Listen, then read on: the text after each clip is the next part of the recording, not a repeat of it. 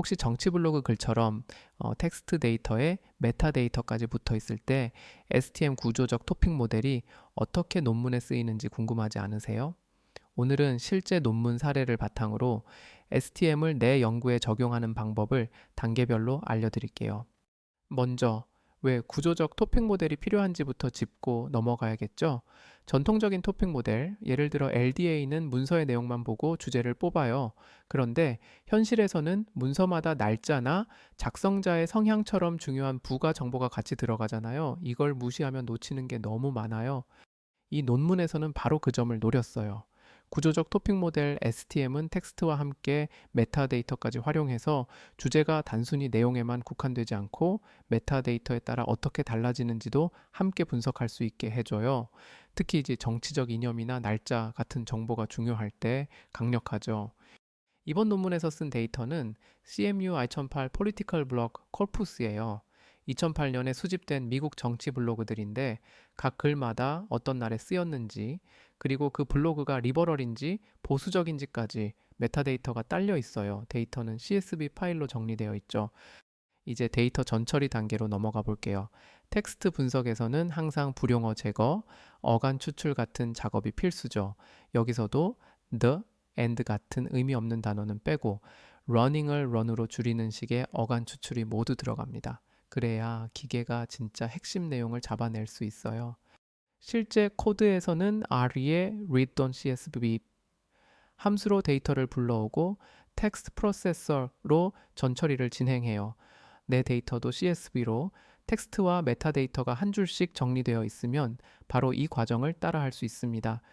이제 본격적으로 STM 모델을 적용하는 단계예요.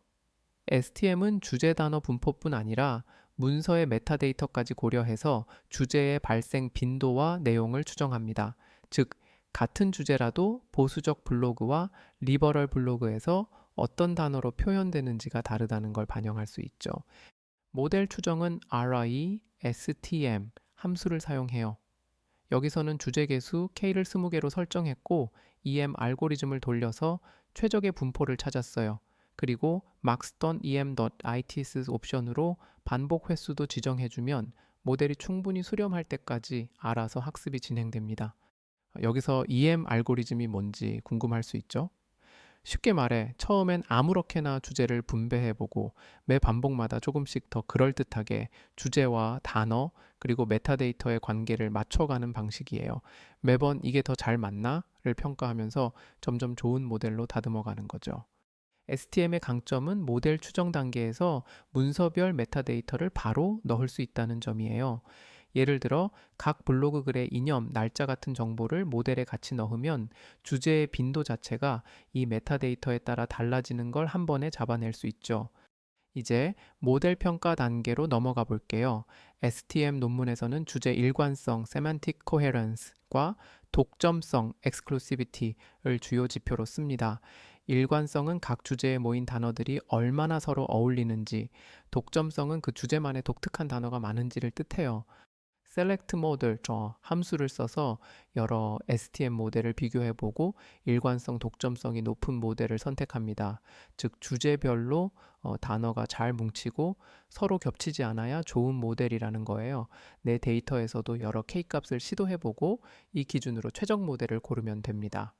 이제 STM이 뽑아낸 결과를 어떻게 해석하는지 살펴볼게요. 핵심은 각 주제별로 메타데이터와의 관계를 통계적으로 추정한다는 거예요. 예를 들어 특정 주제가 리버럴 블로그에서 더 많이 나타나는지 보수적 블로그에서 더 많은지 수치로 보여줄 수 있죠. estimate effect 함수를 쓰면 주제의 빈도나 내용이 메타데이터에 따라 어떻게 달라지는지 한눈에 볼 수 있어요. 예를 들어 20개 주제 중 5번 주제가 리버럴 블로그에서 압도적으로 많이 나타난다거나 하는 식으로요.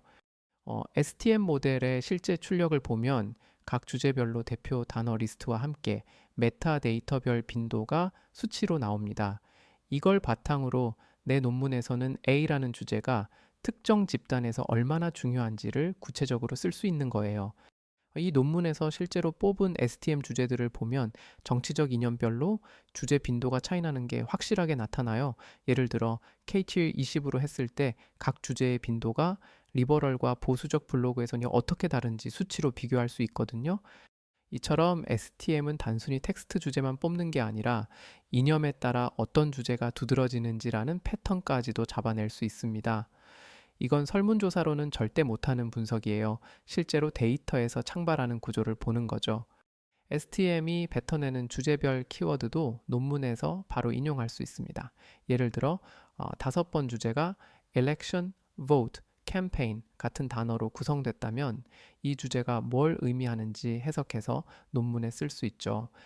이렇게 주제별 키워드와 빈도를 표로 정리하면 내 논문에서 정치적 이념별로 어떤 이슈가 주요한지를 한눈에 보여줄 수 있어요.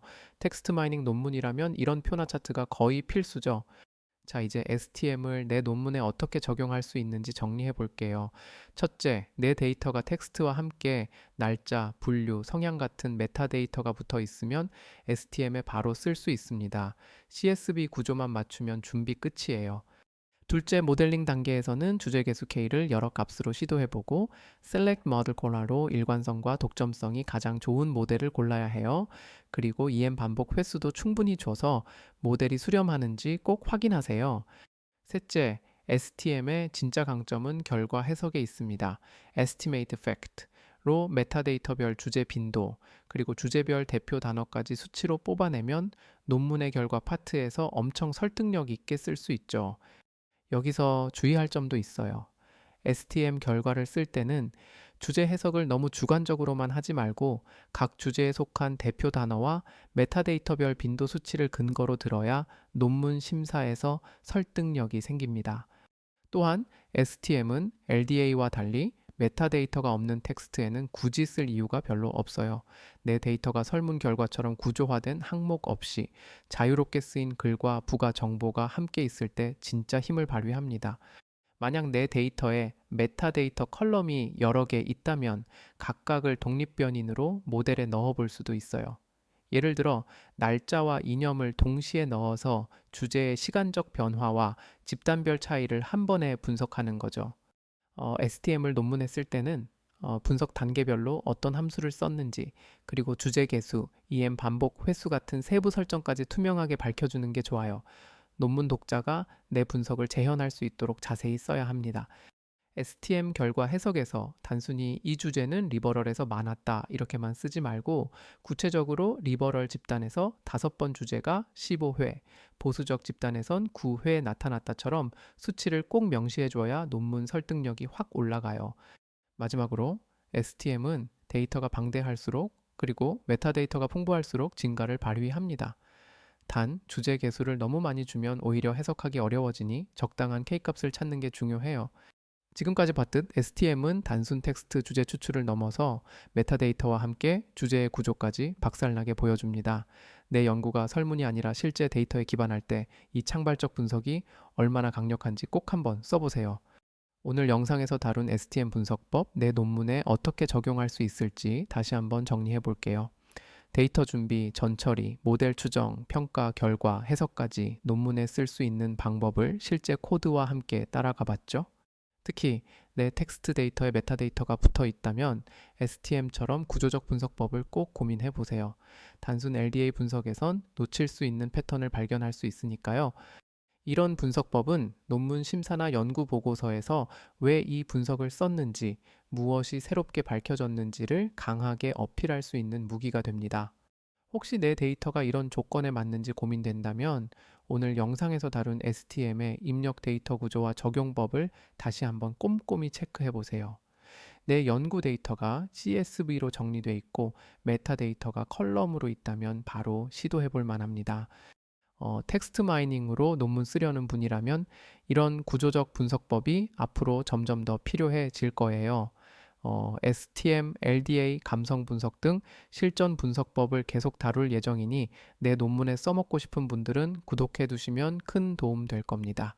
오늘 영상이 내 연구에 바로 써먹을 만했다면 좋아요도 한번 눌러주세요.